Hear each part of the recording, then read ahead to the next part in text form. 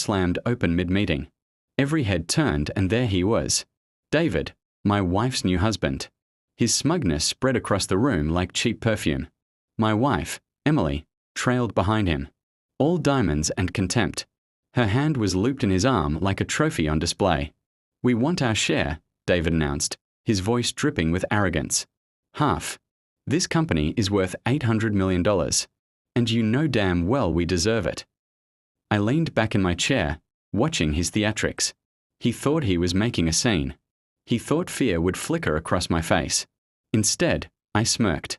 "Not a penny," I said, calm and precise, like cutting a rope with one stroke. The board shifted uneasily. He glared. She looked away. That was the moment the war began. Once, she had been everything. My partner in the garage days when the company was just me. Her, and a sketchbook of impossible ideas.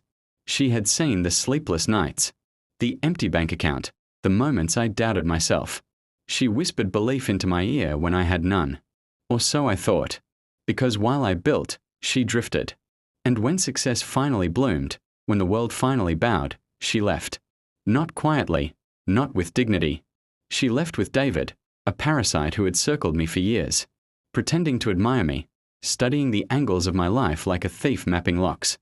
I told myself their betrayal was personal, not business. I was wrong. The first clue was small, a transfer buried in accounts I almost never checked.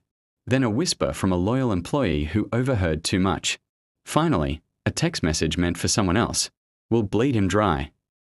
That was when pain hardened into clarity. The betrayal was no longer just a wound. It was an invitation.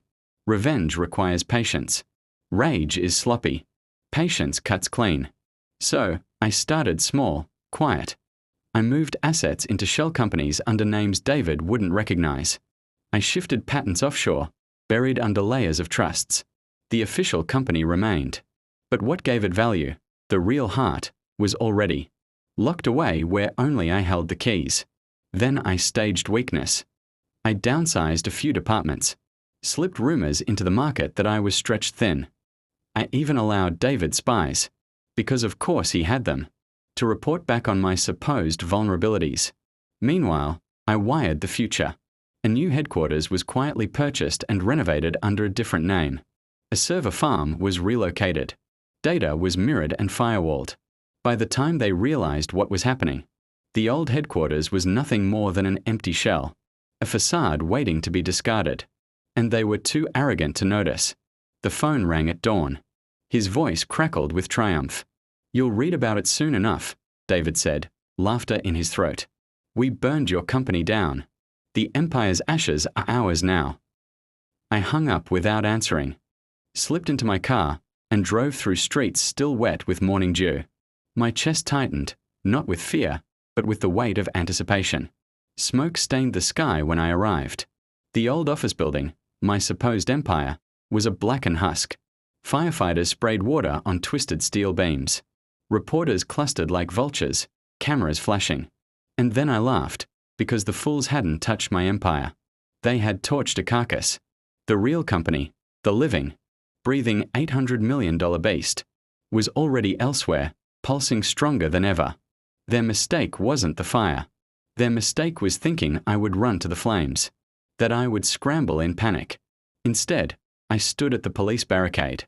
Reporters swarming, cameras pointed at me. "Mr. John," one shouted, "is it true your company is destroyed? What's your next step?" I smiled for them, slow and deliberate. "This building," I said, "was empty. Everything that mattered is safe. But someone will answer for arson." The trap closed. Within 24 hours, David and my wife were bragging online. Photos of champagne, captions about victory. They had no idea. Every word, every post, every call was being logged, traced, and catalogued by investigators I had already placed on retainer months earlier. 2 days later, the warrants hit. Fraud, embezzlement, conspiracy, arson. The charges unfolded like a domino trail. Their accounts were frozen, their property seized, their smug photos plastered across headlines. Not as conquerors, but as criminals. When they were hauled into court, I was there, front row. My ex-wife's diamond necklace had been replaced by a county-issue jumpsuit. David's swagger drained into a nervous twitch. He caught my eye, tried to glare, but he saw it then, the inevitability. The climax was quiet, which made it perfect. The judge denied bail. The gavel struck like a gunshot. Reporters surged. My ex-wife's voice cracked as she shouted across the courtroom. "You planned this." I didn't respond. I just let the silence speak. David snapped, lunging against the deputies holding him. "You set us up." I almost smiled. Almost. That night I returned to the new headquarters, sleek, humming with life, untouched by smoke or betrayal. My true boardroom sat polished, every screen glowing, every executive loyal. I stood at the window, city lights flickering like embers, and allowed myself one truth. Revenge hadn't healed the betrayal. It hadn't erased the years I spent loving a ghost, but it had restored balance. They thought they burned me down. In reality, they only lit the match that exposed their own rot. Do I regret it? No. Regret is for those who doubt their choices. I knew exactly what I was doing. I let them believe they won. And when the fire came, I stood among the smoke and laughed because I was already elsewhere. Untouchable. Invincible. The empire is mine. The ashes are theirs. And justice. Justice was served.